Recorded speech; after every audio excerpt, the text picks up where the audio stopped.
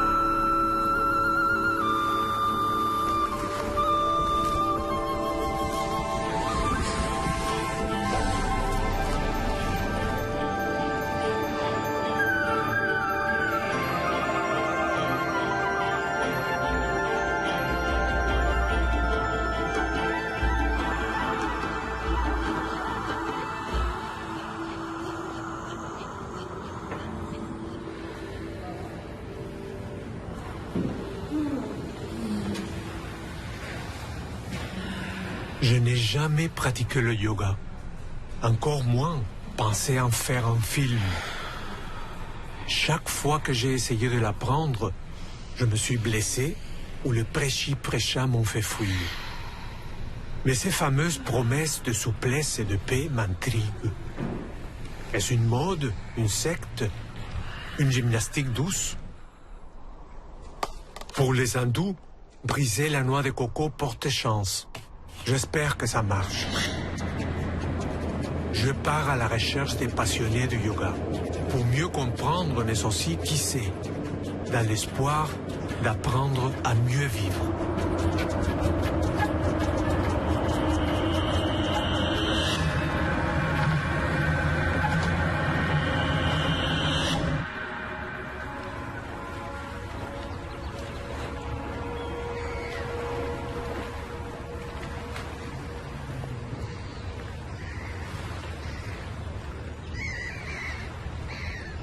Le yoga est un excellent moyen de ralentir. C'est toujours important de s'arrêter et de respirer.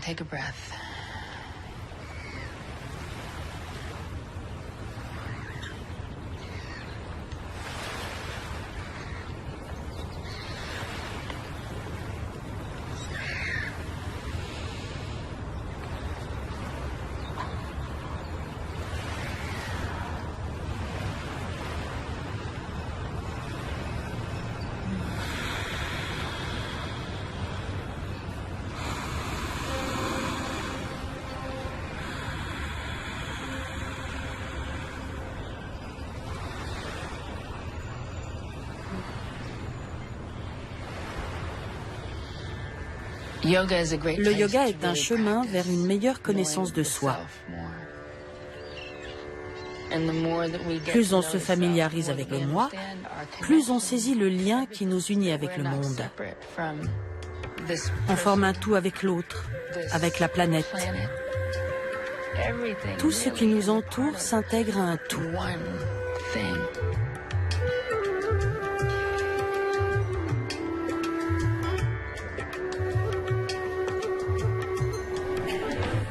Le marché du yoga offre 1000 saveurs. Yoga cirque, yoga tout nu, yoga chrétien et même du yoga pour les chiens. Mais avec Richelle Donegan, on est loin de la saveur du moi. Son yoga tend la main à tous. Ceux à qui j'enseigne le yoga proviennent de toutes les couches de la société. Ce sont des gens ordinaires. Pendant ma formation de professeur, j'ai demandé comment on pourrait attirer davantage de gens de couleur et d'autres communautés vers le yoga.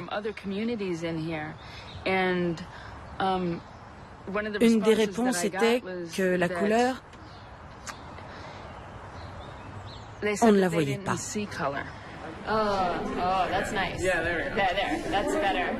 C'est important pourtant de voir que nous sommes tous différents. Il ne faut pas juste distinguer la couleur, il faut la célébrer. Quand on enseigne le yoga, on doit s'assurer qu'on touche tout le monde.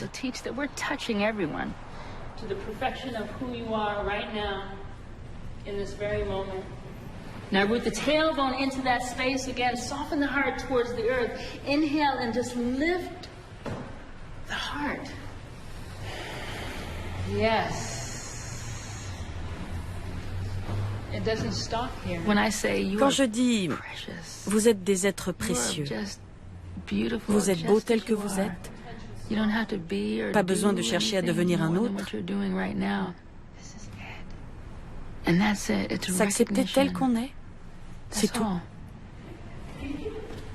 Shake the hands. Now the breath, bring the breath into it. Bring the voice into it.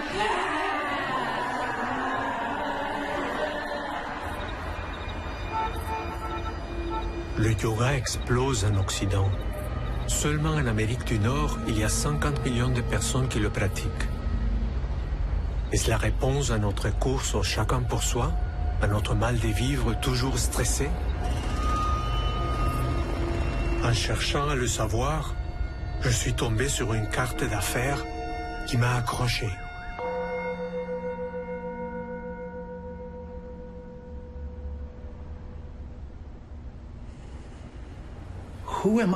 Qui suis-je? D'où est-ce que je viens? Où vais-je? Comment habiter mon corps en équilibre et en harmonie? Comment vivre sur Terre de façon responsable? Le développement de nous-mêmes, c'est les prémices du yoga. Tout commence avec notre corps, dont on est responsable.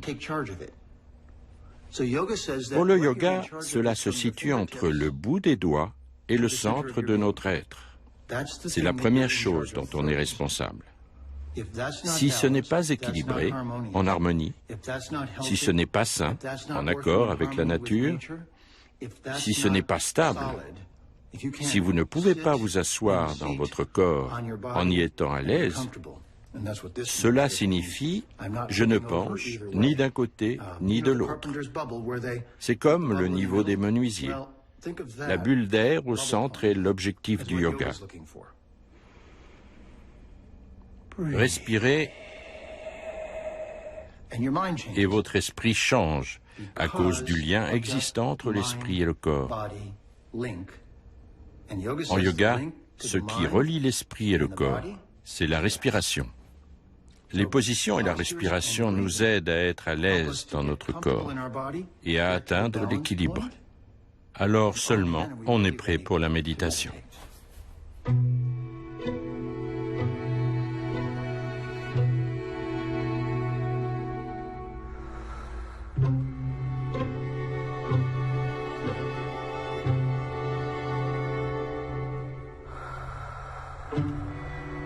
Ses amis indiens l'appellent Shveta, l'hindou à la peau blanche.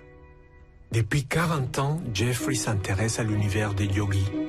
Je lui dis, j'aimerais en connaître un, et il m'amène chez Mary Jo. Les yogis disent que chaque matin on renaît. Oui, absolument. On dirait que c'est votre cas. Tout à fait.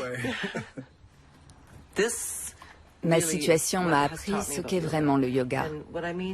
Ce que je veux dire, c'est qu'en principe, je suis paralysée à partir de la nuque. Je me suis brisé le cou en ski il y a 5 ans. Perdre l'usage de son corps, de ses membres, de sa sexualité, Perdre son identité, tout ce qui nous caractérise, est sûrement le test le plus exigeant pour le yoga. Ça a été un cadeau, un outil formidable, car je suis tétraplégique. Je devrais avoir du mal à respirer et même à vous parler. Grâce au yoga, j'y parviens. Ce n'est pas seulement physique. C'est plus grand et plus profond. C'est la science de la conscience. Dans une telle épreuve, vous espérez que vous parviendrez à prendre conscience de votre moi qui est au-delà du corps physique.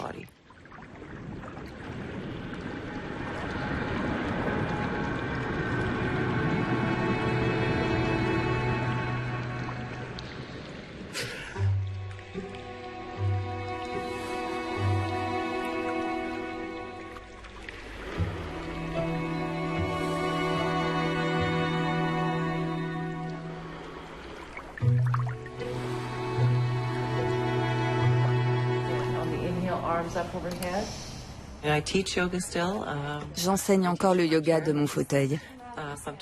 C'est un peu encombrant, mais je suis plus habile qu'avant.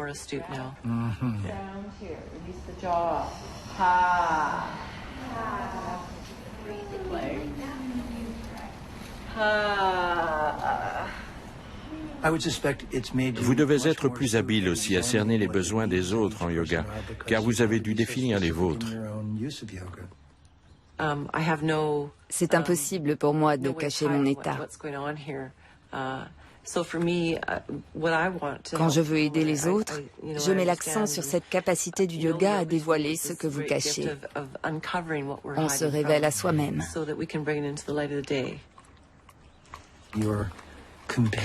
Votre compagnon est conscient des forces vitales qui l'entourent? Il prévoit mes spasmes.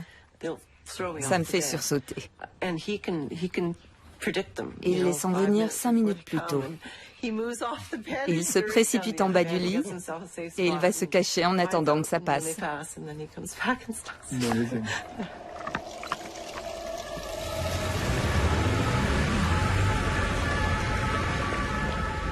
Comme l'Amérique, l'Europe carbure à la caféine.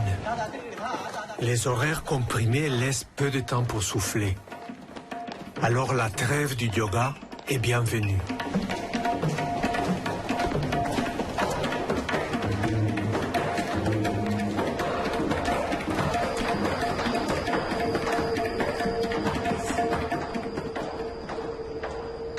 À Paris, capitale de l'art de vivre, l'école française de yoga se trouve sur le site d'un monastère converti en fabrique de chocolat.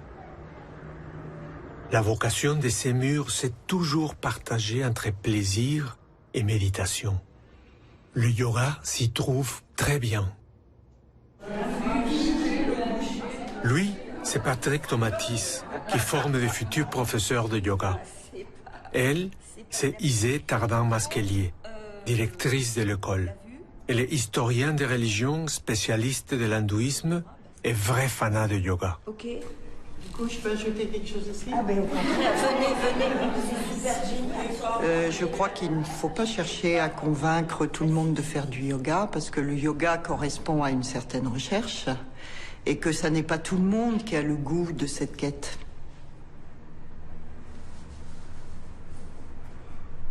J'ai pas connu le yoga d'abord sur le tapis.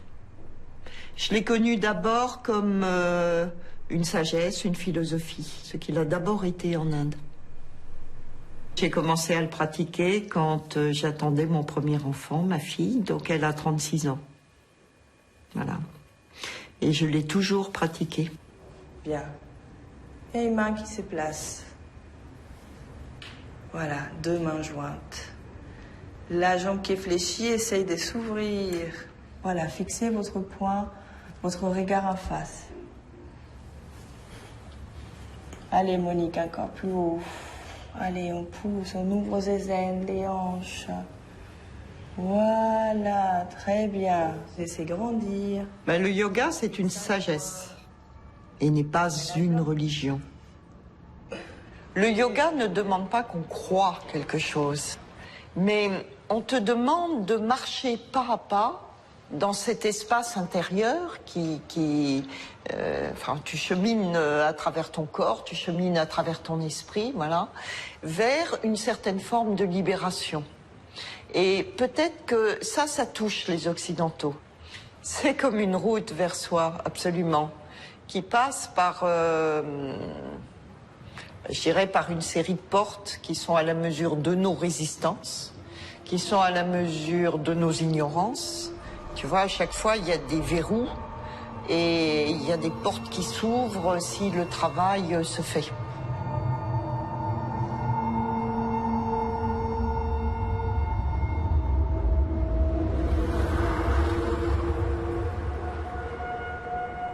En fait, dans le yoga, la sagesse passe par le corps. Une force de vie étonnante. Et moi, ce qui va m'intéresser, c'est cette pliure que je prends là au niveau de la nuque, que je puisse la prendre à un autre niveau. C'est-à-dire si je fais ça, là, et c'est dans le haut du dos, je viens faire la pliure. Encore là, voilà, parfait. Maintenant. J'ai eu un prof de yoga qui a dit « Le yoga n'est pas une thérapie, mais il est puissamment thérapeutique. » Il ne faut pas faire du yoga une thérapie, c'est une réduction occidentale. Mais en revanche, on s'aperçoit qu'en faisant du yoga, dans sa globalité, un certain nombre de maux, de souffrances, de maladies et tout vont s'atténuer, ou bien simplement elles n'auront plus d'importance.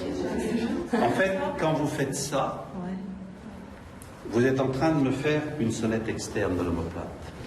Alors, c'est sûr que quand j'ai le dos qui est un peu rond comme ça, j'ai tendance à avoir les omoplates un peu hautes. Hein, et puis, il faut que je fasse l'effort de les abaisser. Il n'y a jamais eu une seule tradition de yoga. En Inde, il y a eu des yogas. C'est quelque chose de vivant et qui évolue. Et le yoga pur, moi, je ne sais pas ce que c'est.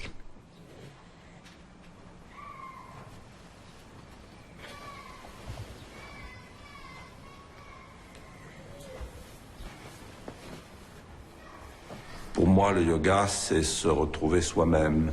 Et chaque fois que tu vas aider l'autre à pouvoir se trouver un peu, se rapprocher de lui-même, tu es vraiment là, au cœur du yoga.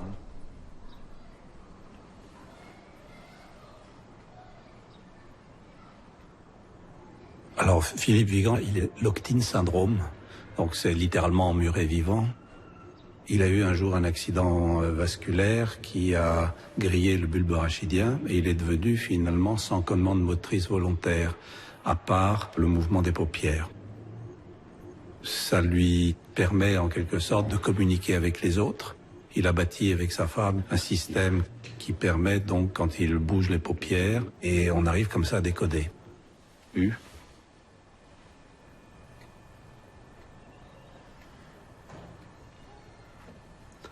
Trois. Une. 4, 2. Oh. Je suis déjà rassuré, c'est pas pin-up, mais...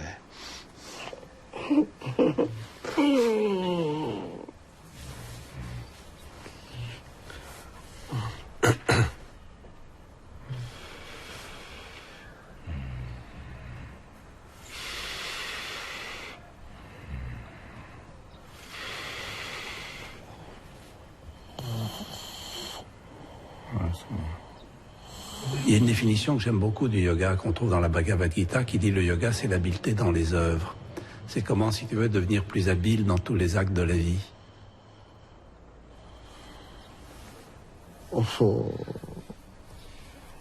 Oui, ce sont ceux qui souffrent qui peuvent le plus profiter du yoga. Mais qui sont ceux qui souffrent? Tout le monde. Tout être qui est sur Terre fait l'expérience de la souffrance. C'est ce que dit le bouddhisme, et la réaction des Occidentaux, c'est de dire « Ah, mais c'est terriblement pessimiste ». Mais dans la pensée indienne, c'est pas une raison de se désespérer. C'est juste que c'est la condition de l'être humain. Il se raconte plus des histoires. Donc il touche une vérité, et parce qu'il touche une vérité, il sort de l'illusion des choses et de l'illusion sur lui-même, et alors il a une chance de découvrir autre chose.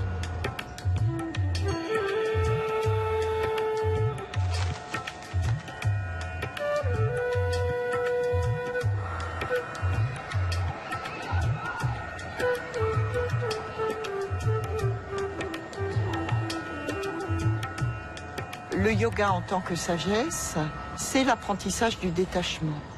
Et l'apprentissage du détachement suprême, c'est accepter de mourir.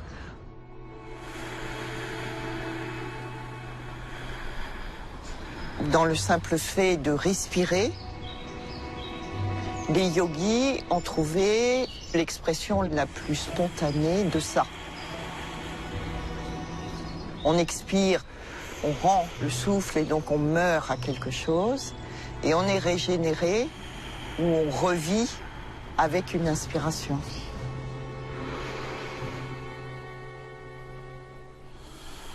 Aujourd'hui en Occident, avec la méfiance envers les religions et aussi les spiritualités, on a délaissé nos rites. Et on se trouve dans un état de vide. Une discipline comme le yoga permet peut-être de retrouver le sens du rite.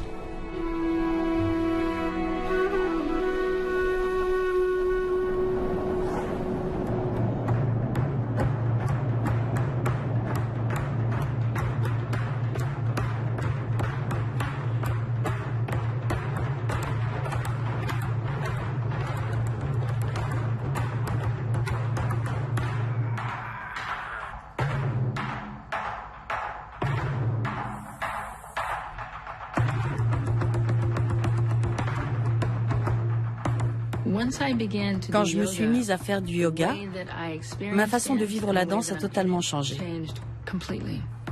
Ça n'a rien à voir.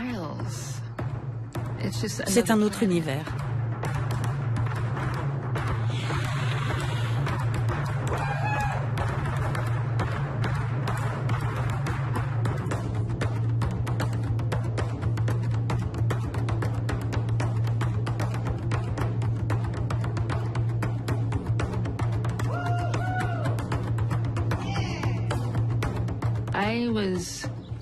J'ai été blessée. Un matin, je me suis réveillée et je ne sentais plus rien au-dessous de la taille.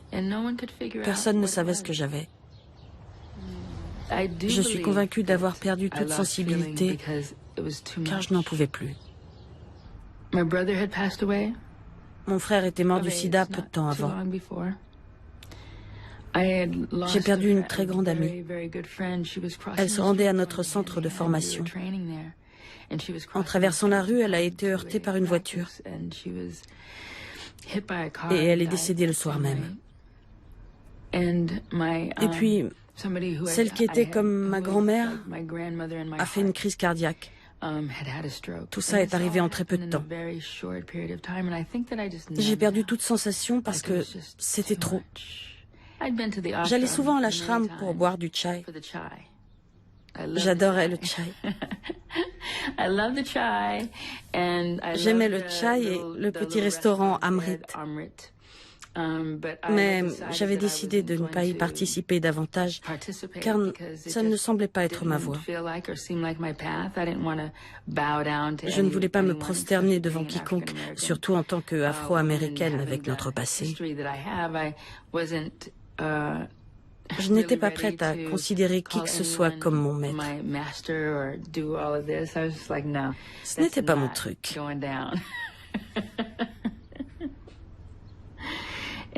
Mais une voix en moi a dit « vas-y ». À partir de ce moment-là, je me suis prosternée. Je faisais tout. Je me suis mise à faire du travail désintéressé, sans savoir ce que c'était vraiment. J'ai tout fait sur le champ.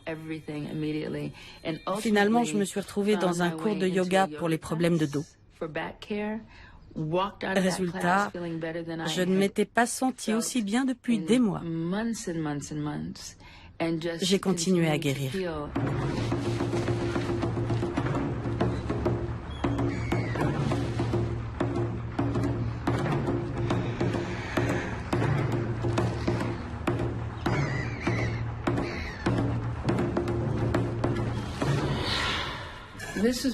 Voici ma mère, quelques années avant sa mort. C'était une voleuse professionnelle.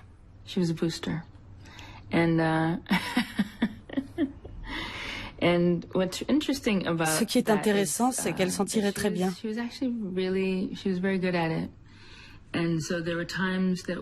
Pendant certaines périodes, on habitait de grandes maisons. On avait 25 paires de souliers, des habits de velours. L'argent coulait à flot. Nous avions une voiture et parfois on était complètement fauchés. La vie était instable. Elle me comblait d'amour quand j'étais avec elle.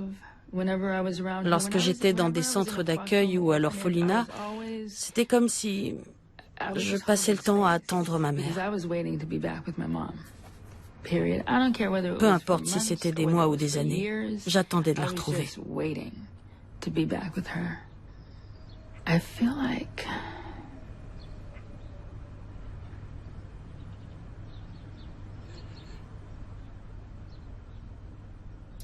J'aurais tant voulu que sa vie soit différente.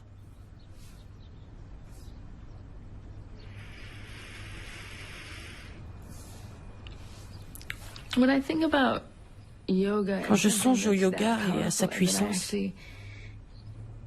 et que je pense à ma mère, je me dis que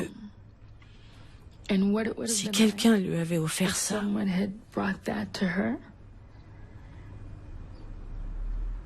c'est ce qui me pousse à vouloir le pratiquer tout le temps. Si je pouvais le faire 24 heures sur 24, je serais comblée. Je passerais mon temps à dire aux gens, viens faire du yoga. Je vais te le montrer, te l'enseigner. Laisse-moi te connaître.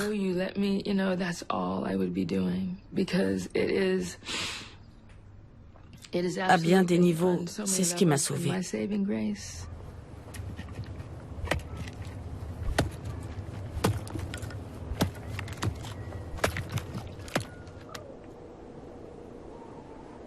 Quand j'imagine l'espace intérieur du yogi, c'est ce paysage que je vois. Depuis longtemps, l'Arctique et ses gens m'attirent comme un aimant. Mais je ne suis pas le seul. Carrie Lawson, nomade du yoga, l'enseigne ici depuis 7 ans. Tapis sous les bras, elle se balade entre la Nouvelle-Écosse, le Nunavut et l'Inde.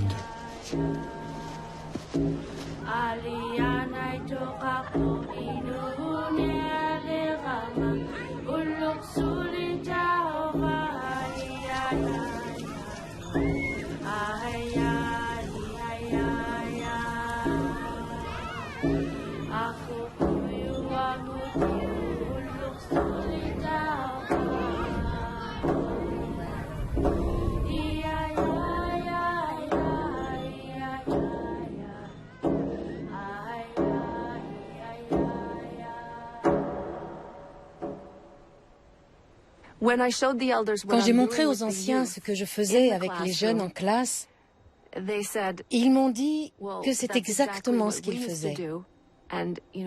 Ça les aidait à apprendre le calme et la concentration. Quand notre père marchait devant, on manœuvrait nous-mêmes le lourd traîneau. Et on courait avec les chiens. Faire ce genre d'activité nous maintenait en forme.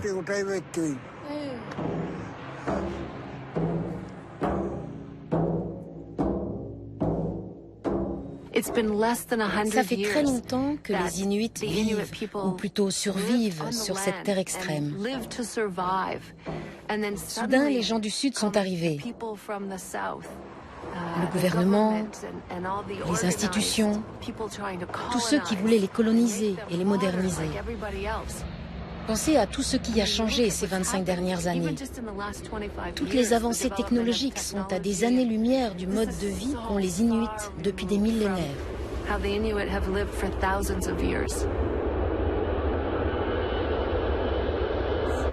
Keep your eyes closed.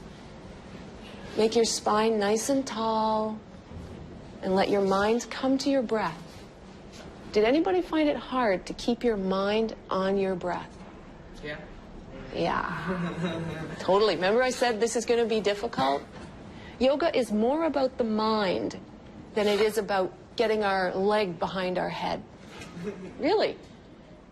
Beaucoup de jeunes sont mal à l'aise dans leur corps de nos jours. Ils consomment beaucoup de sucre. Ils aiment les boissons gazeuses et les chips. Ils deviennent hyperactifs. There's actually a scientific process going on in your body. Je peux m'identifier à ces jeunes. À leur âge, j'étais aussi à côté de la plaque. Un peu rebelle. J'ai quitté la maison à 17 ans. J'ai essayé un tas de belles choses qu'on pouvait expérimenter à l'époque. Je n'étais pas très centrée. J'ignorais tout du moi. Je sais ce qu'ils ressentent.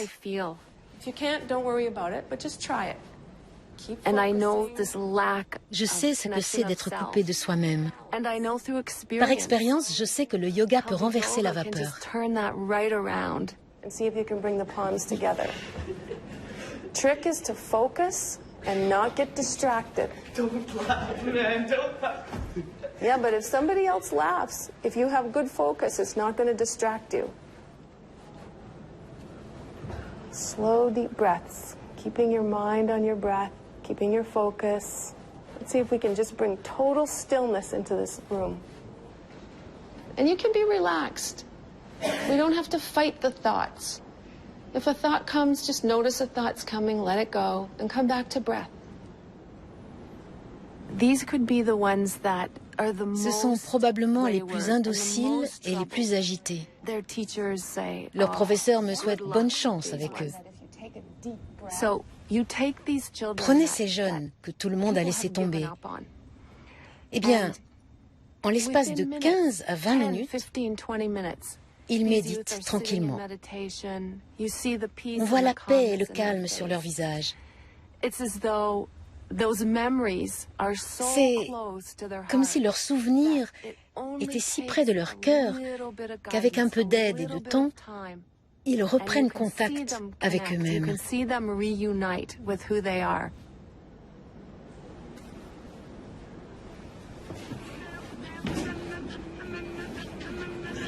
Excellent. So traditionally, we might say the word namaste. Can you say namaste? Namaste.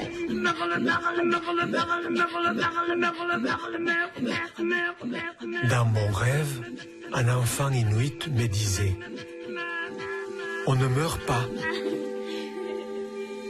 On ne fait qu'échanger de peau. Tout ce qui existe, existe depuis toujours. » Ça ressemble à ce que dit le yoga. Une fleur, un gratte-ciel font partie du même tout. Ta yoga nusasanam yogas chitta vritti nirodha tadha drastu svarupe vastanam.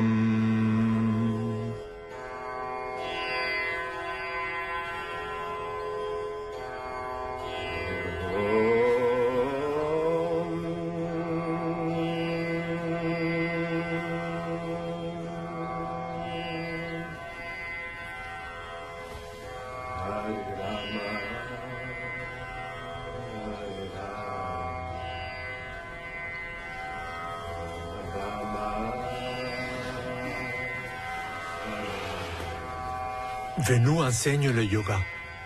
Il le pratique tous les jours de sa vie. Sans exception.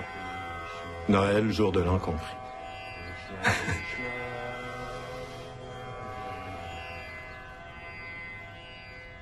Mais je te dirais que normalement, plus je fais du yoga, plus je pratique la méditation, plus j'ai un sens de bien-être. Alors les gens cherchent toujours des expériences extraordinaires. Ah, ma kundalini s'est éveillée, j'ai un chakra qui s'est ouvert ici. Ça c'est un peu le côté hollywoodien, si tu veux. Ces choses-là existent véritablement et on en fait l'expérience, mais la vraie évolution dans le yoga, c'est une évolution qui se fait normalement, qui se fait de façon assez subtile. C'est plus un art de vivre, si tu veux, puis surtout un art de ressentir les choses. Il y a 40 ans, Venu a découvert le yoga. Et l'Orient est entré dans sa vie.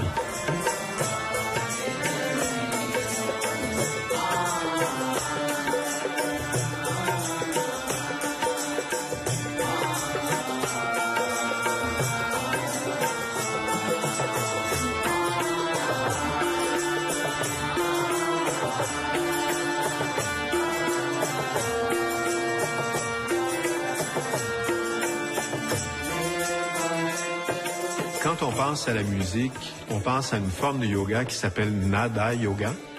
L'avantage de la musique, c'est qu'il attire le mental comme un aimant. Le mental qui est comme une espèce de singe qui a été piqué par une abeille et qui en plus est saoul.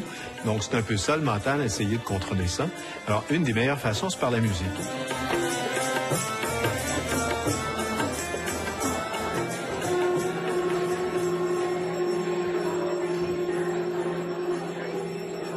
La sagesse orientale épate l'Occident depuis Socrate. Il y a un siècle, un premier yogi a séduit l'Amérique du Nord.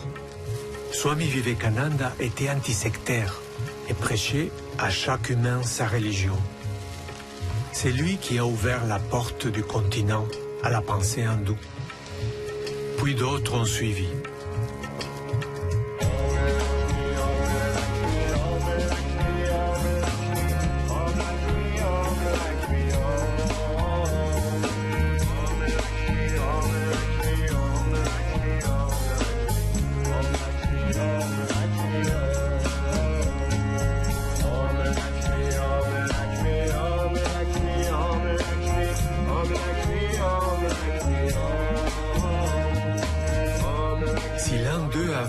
Déclencher l'expansion incroyable du yoga dans le monde occidental, c'est bien Swami Vishnudevananda.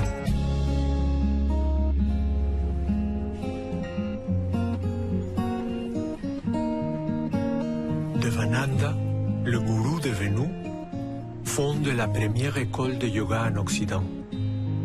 C'était à Montréal, en 1959. Elle est toujours là, à quelques minutes de chez moi, sur la Main. L'histoire de Swami Vishnudevananda commence sur le fleuve sacré du Gange.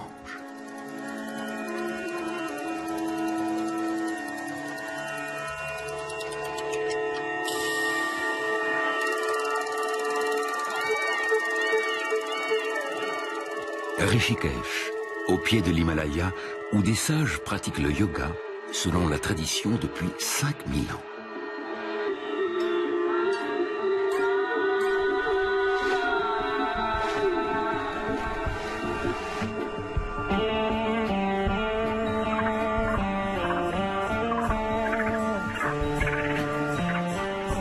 Swami Vishnudevananda, tout juste sorti de l'armée, devient le disciple de Swami Shivananda, un des grands maîtres spirituels de l'Inde du XXe siècle.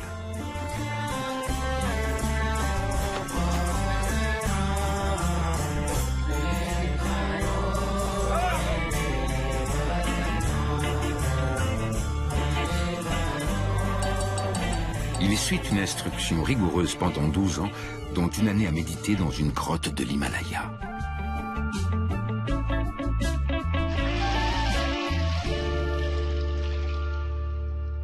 Voyant l'esprit indépendant du jeune Vishnudevananda, Swami Shivananda l'envoie dans le monde enseigner le yoga en lui disant « Pars en Occident, les gens sont prêts ».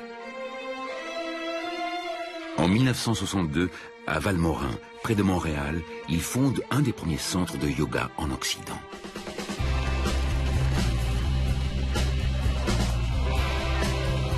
Et puis, les années 60 arrivent. Les jeunes découvrent le yoga et l'ashram de Valmorin. Faites l'amour, pas la guerre. Fidèle à l'esprit de l'époque, Vishnudevananda, le Swami volant pacifique, survole les zones de conflit du monde. Le Pakistan, le Proche-Orient, Cuba et l'Irlande en leur lançant des fleurs.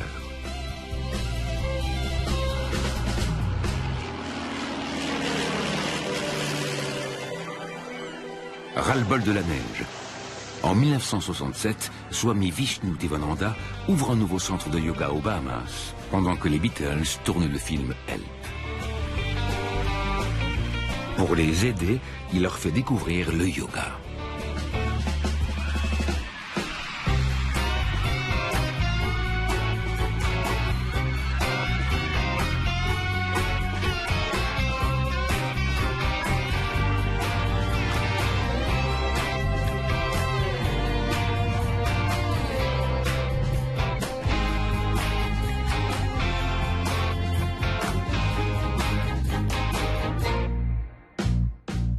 Aujourd'hui, des artistes du monde entier pratiquent le yoga. Sarah McLachlan, Sting, Carlos Santana, Alanis Morissette, Yehudi Menuhin, John McLaughlin, Madonna et l'ours Yogi.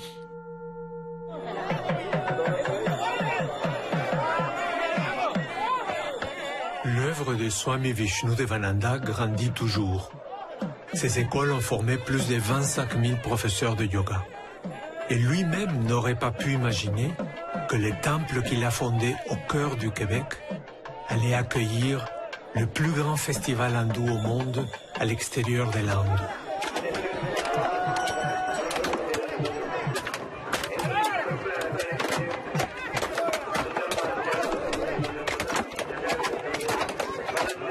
Swami Vishnu-Devananda n'était pas le seul yogi à passer sans effort des tropiques au pays de l'hiver.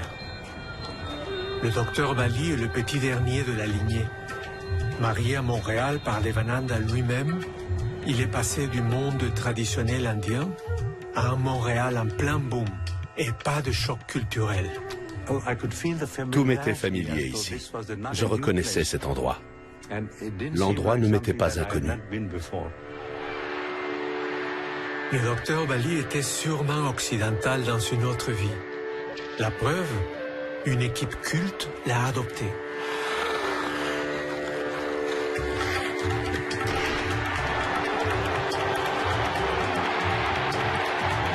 Une fois de plus, le Canadien s'approprie la Coupe Stanley, le trophée le plus convoité du monde du hockey.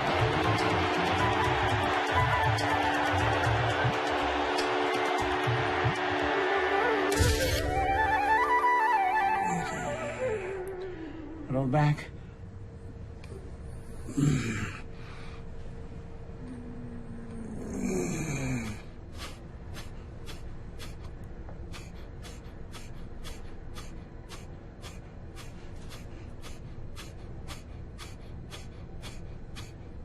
The tiny capillaries which are blocked, they need to be dilated. And feel.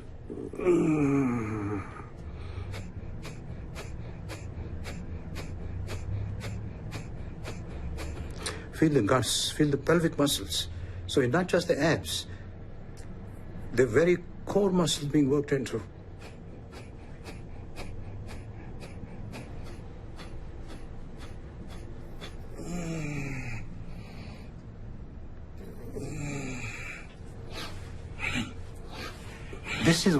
C'est ça la clé. Tant qu'on est mobile, on reste jeune. Back into the cobra. Always stabilize your breath. Pause for a moment. Now circles. Nous avons environ 40 000 pensées par jour, dont 90% sont les mêmes le lendemain. Et 90% sont des pensées négatives. Avec elles, impossible de créer des énergies positives, une énergie pour guérir. Quand guérit-on le mieux? Dans le sommeil profond. Parce que le mental n'intervient pas dans le processus.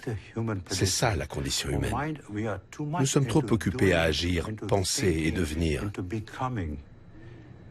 Le yoga nous ramène à l'état d'être ici et maintenant.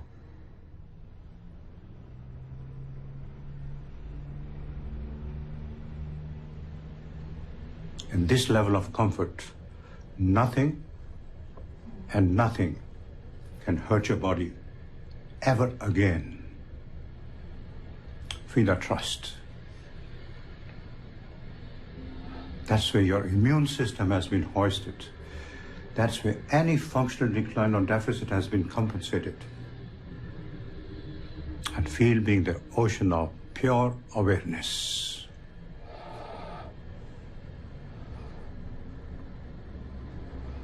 Le docteur Bali a inspiré ce programme de soutien pour les femmes qui combattent le cancer du sein.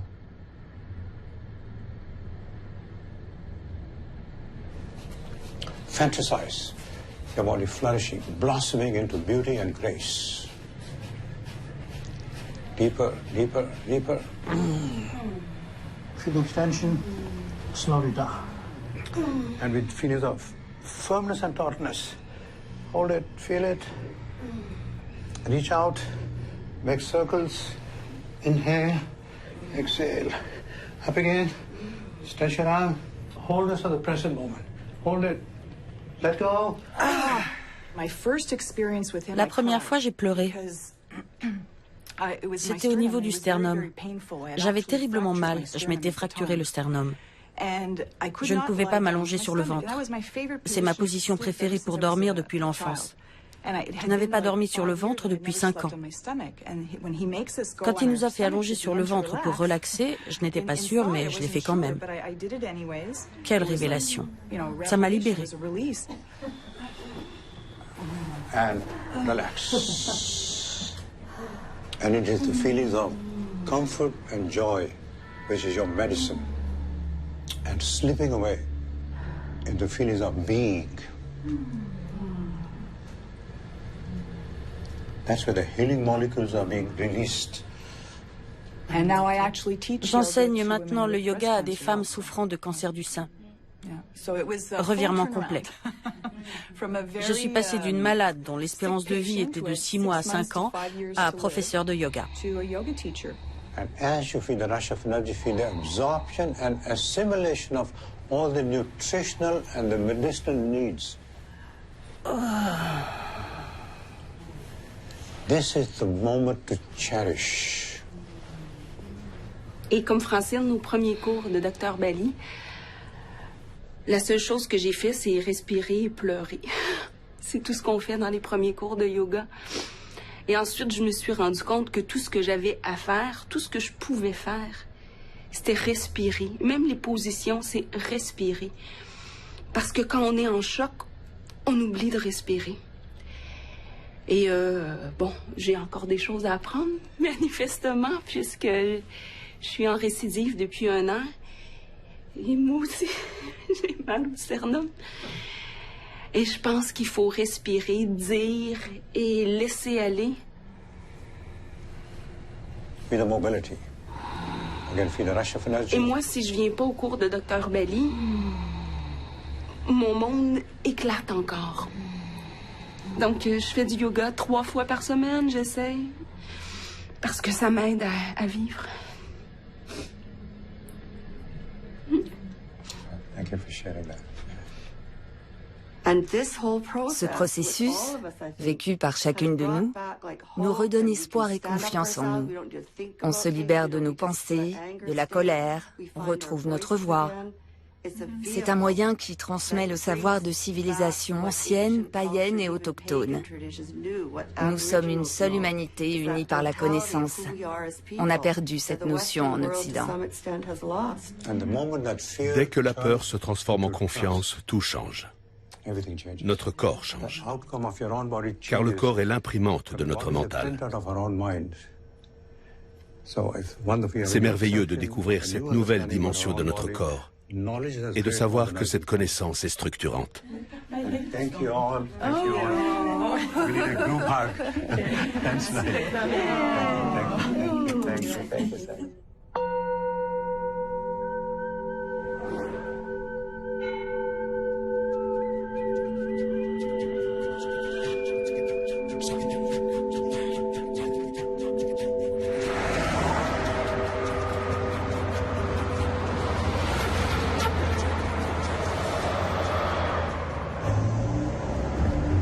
Imaginons qu'un yogi traditionnel rencontre Paul McQuillan, citoyen de l'Amérique du Nord. Le sage dirait « Oui, il a l'air en santé, bon équilibre, souple, il est prêt pour la méditation. » Mais pour lui, comme pour beaucoup de gens qui pratiquent le yoga en Occident, c'est le corps qui compte.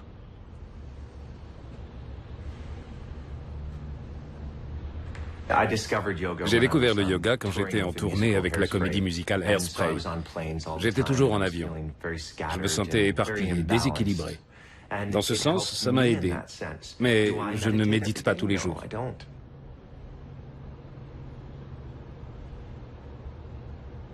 Je détestais les cours. 90 minutes de torture dans une pièce surchauffée.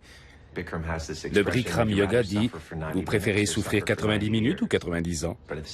Mais bon sang, ces 90 minutes sont douloureuses. C'est vraiment difficile.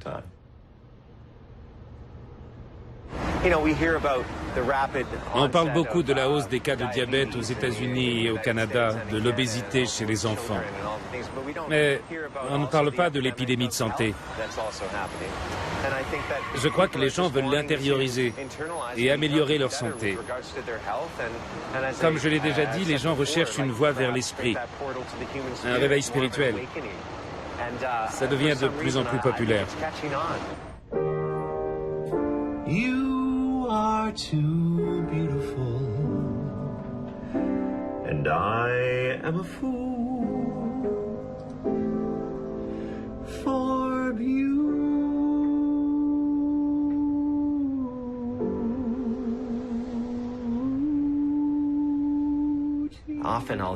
Je fais souvent du yoga quelques heures avant de monter sur scène.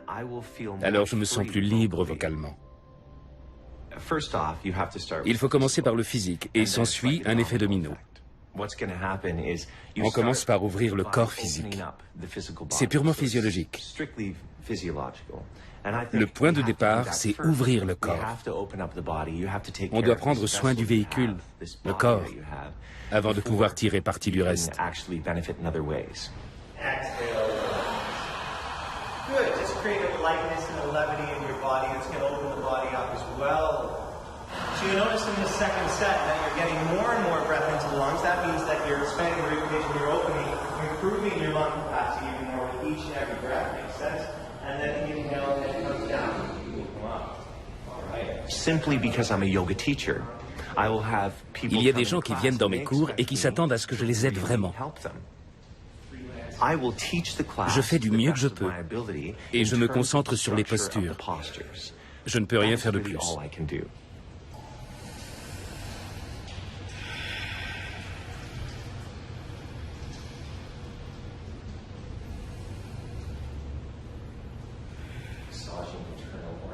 Il y en a d'autres qui te bombardent de questions. C'est comme s'ils voulaient prendre une part de moi, car ils croient que j'ai trouvé quelque chose. Mais ce n'est pas le cas.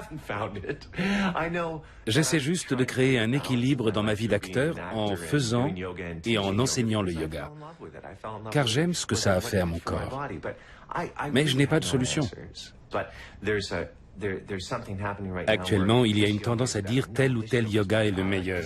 C'est notre yoga ou rien du tout. C'est insensé.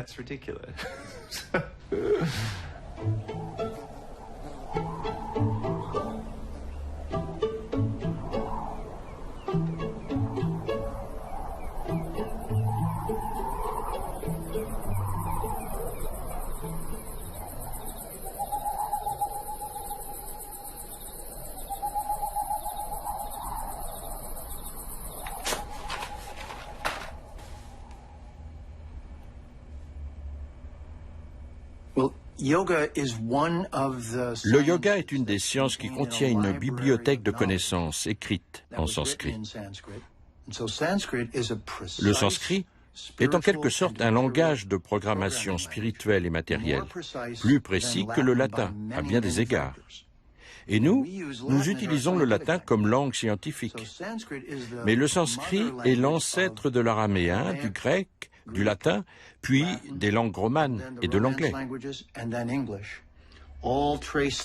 Toutes ces langues trouvent leurs racines dans ce fabuleux arbre de précision grammaticale qu'est le sanskrit. Et le mot samskritam veut dire la langue perfectionnée. Donc, pater, père, vient du sanskrit pitri. Pitri, matri en sanskrit deviennent pater, mater en latin. Mutter, Vater, je crois en allemand. Mother, father en anglais. Et maman, papa. Un des secrets du sanskrit, c'est la phonétique, quand on le chante.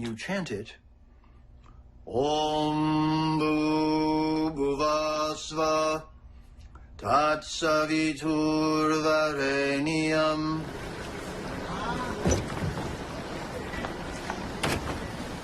Les mots et les vibrations du sanskrit transmettent des images, la vérité, et alignent les molécules de notre corps d'une certaine façon. C'est un mantra les plus célèbres récités par les yogis. Ils disent au soleil, « Tu es l'âme de l'univers. Je veux cette lumière dans mon cœur, pour toujours. »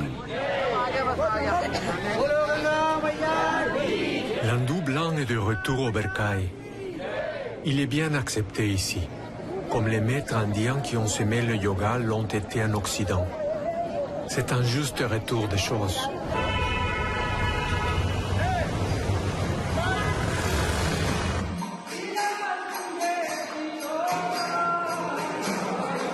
Un bon touriste, je saute à pieds joints dans l'exotisme.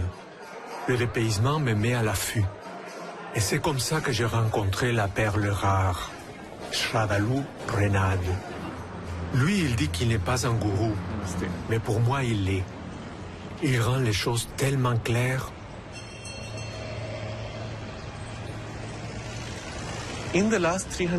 Ces 300 dernières années, l'évolution du monde s'est spécialisée. L'Orient a mis tout l'accent sur la réalisation spirituelle sans tenir compte ni de la vie, ni de la matière. L'Occident, lui, a mis l'accent sur le développement matériel en oubliant la vie intérieure et spirituelle.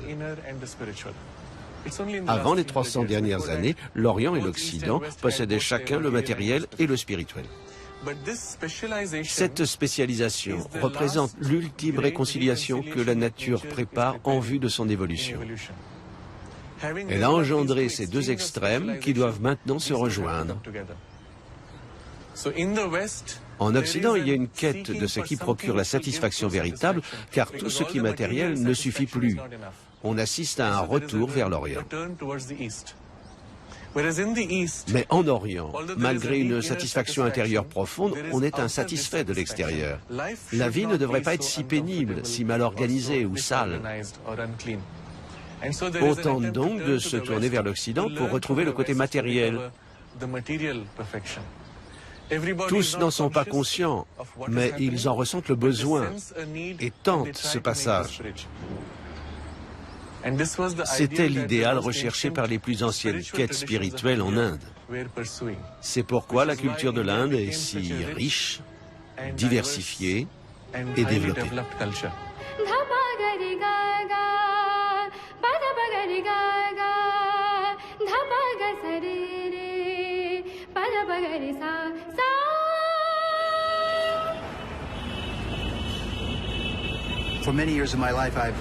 Depuis plusieurs années, je viens souvent en Inde où je donne des conférences, surtout pour les jeunes.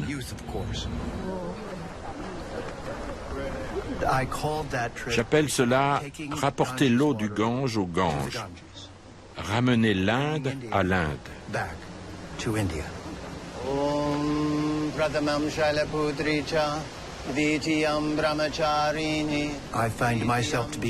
Ma voix toute petite se retrouve parmi un chœur qui dit que nous pouvons guérir la planète ensemble, en nous respectant les uns les autres.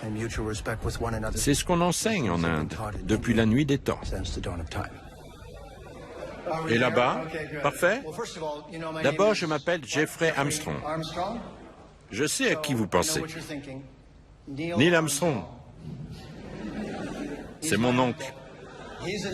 C'est un astronaute de l'espace extérieur et moi, de l'espace intérieur.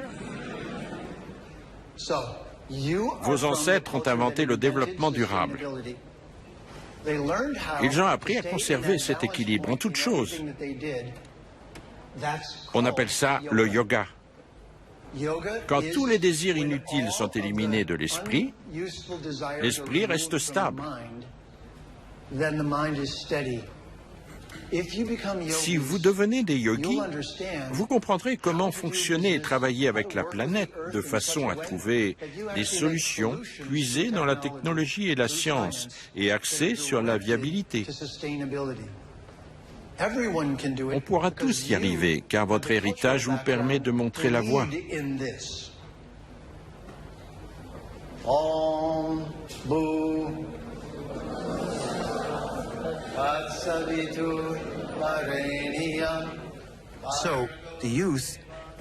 Aux yeux des jeunes, je suis l'arbre qui pousse en sol blanc.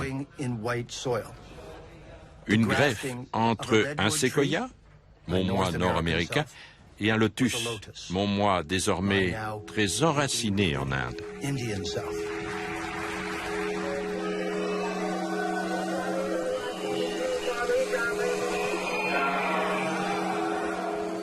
À l'ouest, on fait la pub des produits de consommation. À Rishikesh, ville sainte, on fait la pub de la vérité.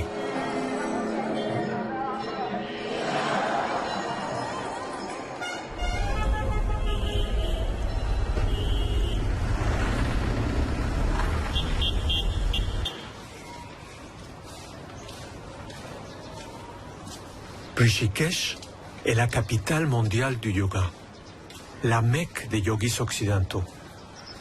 Pour les cyniques, ce n'est que du tourisme spirituel. Pour d'autres, c'est vraiment un lieu de refuge. Pour moi, c'est comme entrer dans un livre de contes. Mais Jeffrey Armstrong est ici pour des raisons pratiques. Il veut renforcer ses liens avec l'organisation de Swami Chidanand, qui l'invite à Vancouver. Avec le yoga, ce n'est pas seulement le corps qui devient flexible. L'esprit aussi, votre être tout entier devient souple. Les biens matériels vous rendent heureux, vous en avez besoin. Vous vivez dans ce monde, rien de mal à ça. Profitez de ces biens, aimez-les, possédez-les. C'est ça le monde où vous vivez. La vie, ce n'est pas la tristesse, la mauvaise humeur et la rupture, la grotte dans la montagne. La vie est une célébration. Jouissez-en.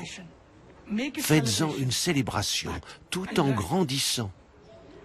Mais comment célébrer la vie? Comment ne pas être contrarié par le vide autour de soi? La vie a des hauts et des bas. Comment empêcher que cela arrive? Voilà le cadeau du yoga. Il nous donne la clé pour créer notre propre grotte où qu'on soit.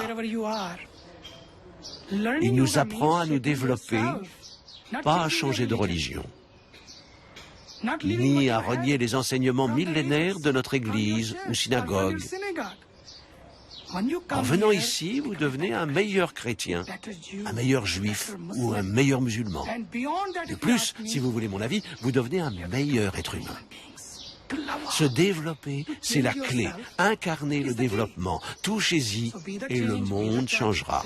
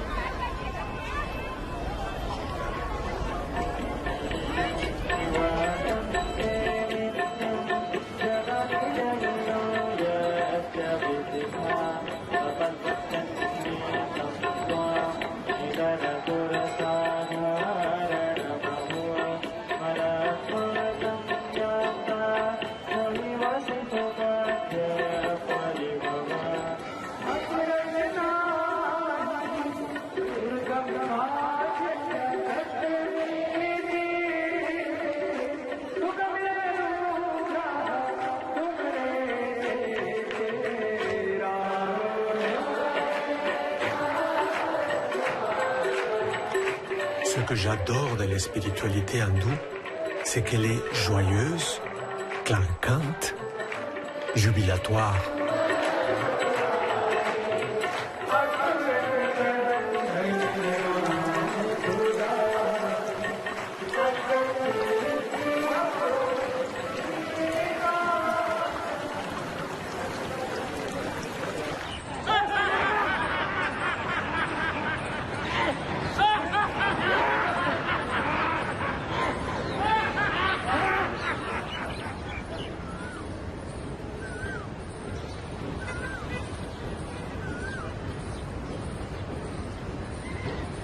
Venu est en transe.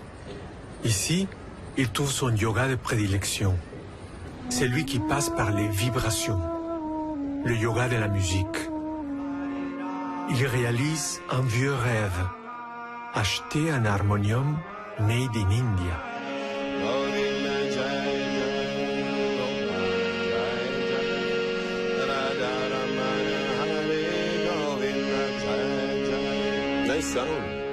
Quel beau son. Vous les fabriquez ici? Oui, dans l'atelier là-haut. Fantastique. Je connais peu d'accords. J'accompagne surtout les autres.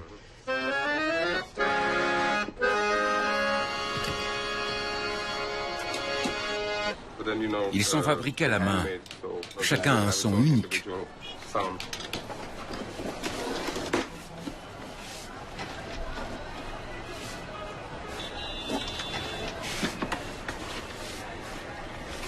OK, bye.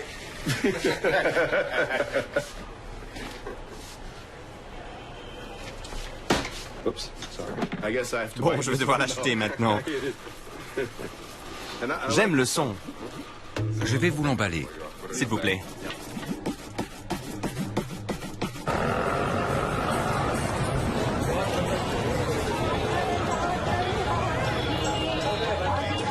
Les asanas que Venu pratique chaque jour ont été conçus il y a des milliers d'années.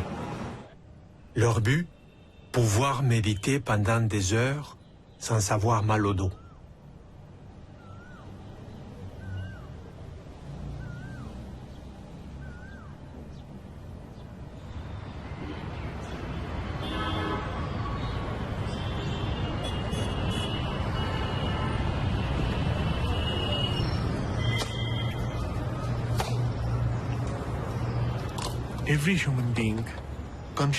Tout être humain, qu'il en soit conscient ou non, est en quête du divin. L'analogie qu'offre la tradition indienne est celle du cerf porte-musc. Le cerf sent le parfum du musc. Il ne sait pas que son corps dégage cette odeur. Il en cherche la source. Il se met à courir à travers la forêt. Plus il court vite, plus l'odeur se dissipe. Il s'arrête épuisé. L'odeur revient et il se remet à courir jusqu'à ce qu'il réalise que la source du parfum est en lui.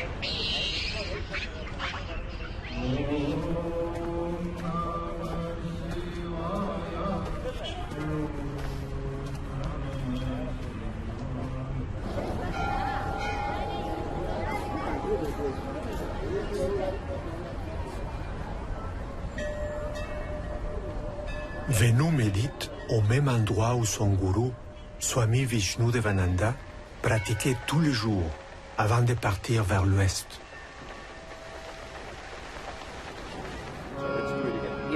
Il apprend le chant millénaire de la Bhagavad Gita avec son professeur Nagaraj, qui fait la navette entre Rishikesh et le Québec.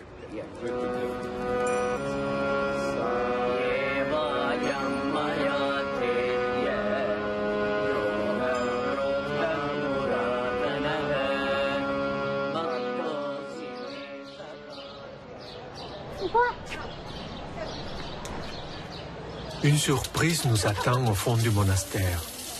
Deux moines occidentaux, père et fille, prennent soin des jardins. Je croyais passer 4 mois ici. Je ne pensais pas du tout rester. Mais un beau jour, je me suis levée. J'ai dit à papa, je crois que je ne rentre pas. Imaginez, vous avez 33 ans, vous êtes sur le point de rentrer chez vous, on vous attend là-bas, votre père vous encourage à partir, et tout bascule. Je n'ai pas du tout résisté. C'était merveilleux qu'elle soit ici. On pouvait parler de choses spirituelles et de la famille. Là, on voit mon père et ma mère. Ici, c'est la visite de la famille, en 92. On ne les avait pas vus depuis 16 ans. Quand on a quitté pour... Oh, plus de courant. C'est tout à fait normal en Inde. Je suis arrivée en décembre 1980. C'était très beau à mon arrivée. Mais les déchets étaient jetés au bord de la route. Il n'y a jamais eu de collecte organisée comme on les connaît en Occident. Et c'est seulement depuis le développement intense de l'Inde et l'apparition de la richesse que le plastique et les emballages non recyclables sont devenus un réel problème. L'Inde s'est développée de façon frénétique, sans prévoir de solution pour les déchets générés par cette industrialisation. Voilà la raison de notre action.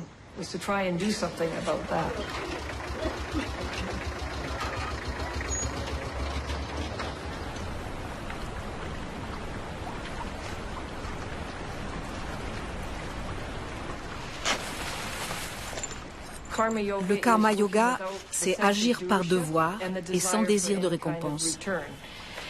C'est vrai, car le mot karma veut dire action.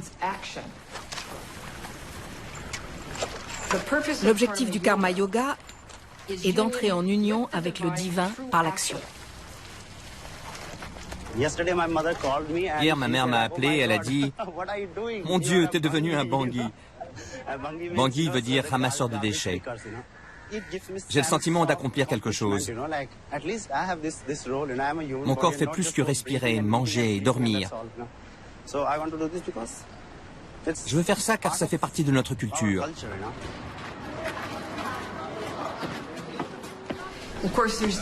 C'est Jitendra, le directeur des opérations et fondateur de Clean Himalaya.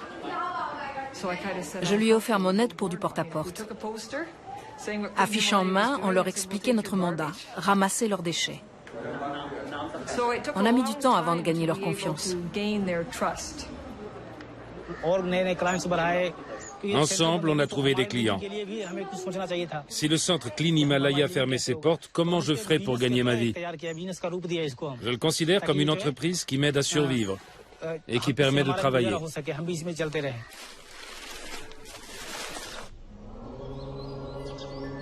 À Vancouver, Bill était homme d'affaires. Toujours attiré par la vie spirituelle, il a attendu que ses enfants grandissent avant de se retirer au monastère. Je pensais pouvoir faire de l'argent et me lancer dans la politique un jour pour être au service du pays. J'ai réalisé qu'il existait un but plus grand.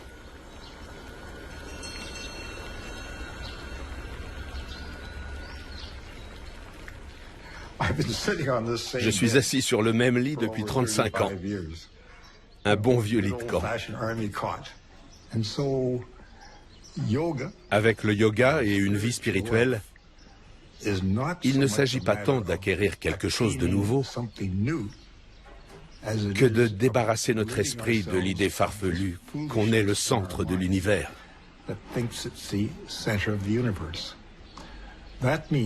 Autrement dit, vous aimeriez qu'on vous traite comme j'aimerais qu'on me traite.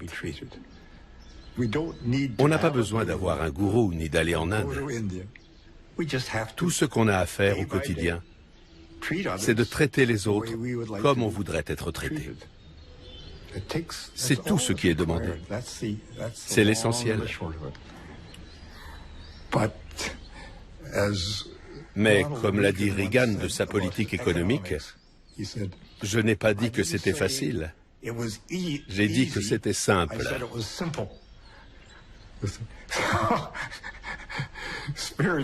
Les questions spirituelles ou religieuses ne sont pas faciles, mais elles sont simples.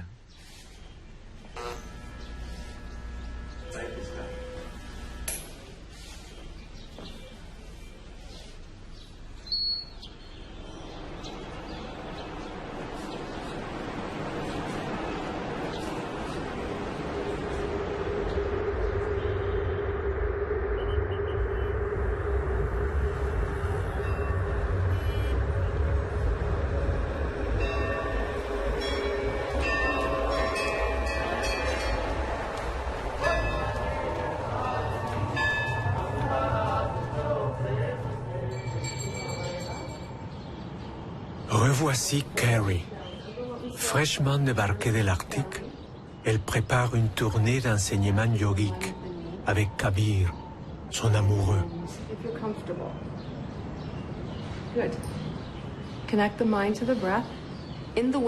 En Occident, le yoga est plutôt vu comme une activité physique. En Inde, il est synonyme de dévotion. On a besoin l'un de l'autre.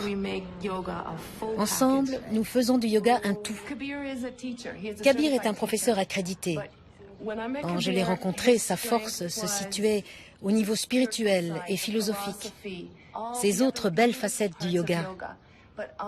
Mais le côté asana était moins fort.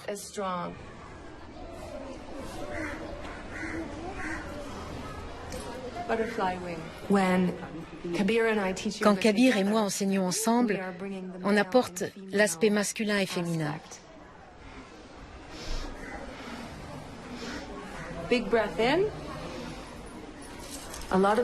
Beaucoup de villageois n'ont jamais vu d'occidentaux. C'est nouveau pour eux.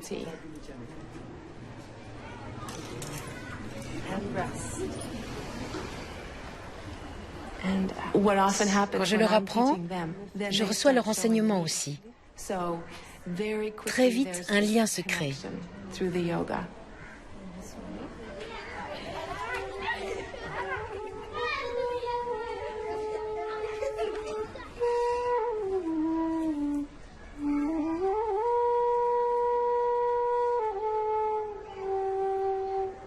So you'll come up onto your toes. To touch your knees to your arms. Concentrate, concentrate. Look at the floor, look at the floor. Slowly, slowly come down. Tuck your head. Ma mère enseignait le yoga. J'ai grandi avec ça. Mais il ne fait pas partie de ma culture. Il fait partie de la vôtre. Mais il se passe quelque chose en Orient. Il semble que le yoga se perde. On a besoin de jeunes comme vous pour le maintenir en vie, pour que votre héritage subsiste.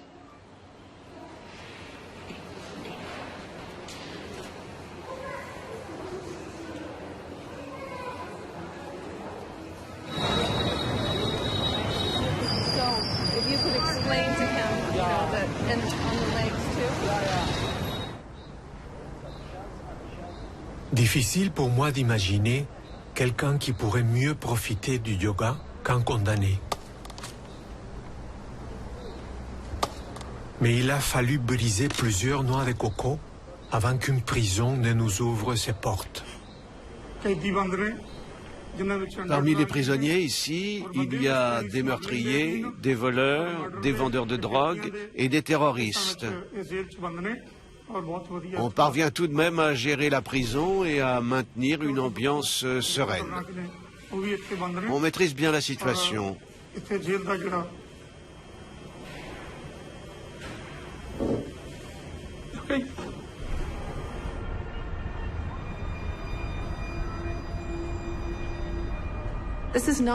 n'est pas un beau studio où l'on entend de la belle musique et de l'eau qui coule doucement.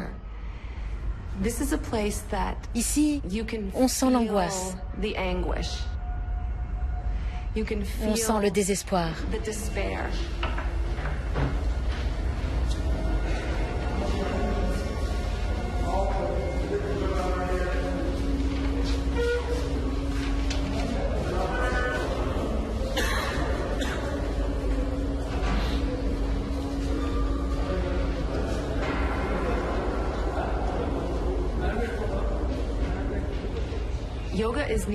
On a besoin du yoga partout, surtout dans les situations de réinsertion.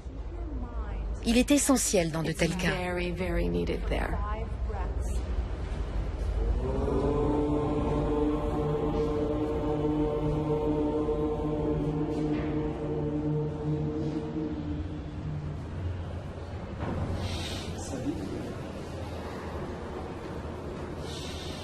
On the exhalation, slowly bring down the arms. Inhale up. सांस छोड़िए धीरे करके अपना हाथ जो है अपने दूसरे पांव के ऊपर रखिए.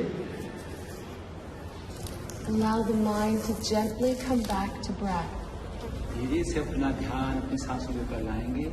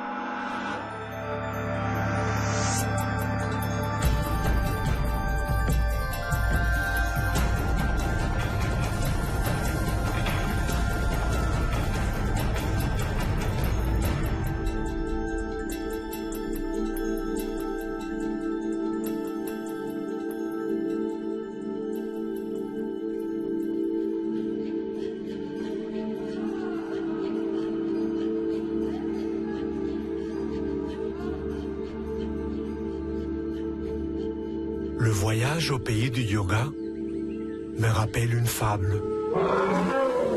Curieux, un groupe d'aveugles s'approche d'un éléphant. L'un tâte la patte et dit « c'est une colonne ». L'autre touche la queue et dit « c'est un balai ». « Ah non, c'est un boyau », dit le troisième. « Un éventail », dit l'autre. « Pas du tout », dit le dernier. « Tu ne vois pas que c'est une muraille ?» Eh oui, il y a une morale à cette histoire. Nous sommes tous aveugles et ne saisissons qu'une partie de la réalité. Maintenant, je fais du yoga et même si je suis loin de la vérité, mon corps est content. J'ai appris à mieux respirer. Côté esprit, ça a bougé aussi. Mais ça, je le garde pour moi. Le yoga a eu raison de ma méfiance. Il a gagné mon respect.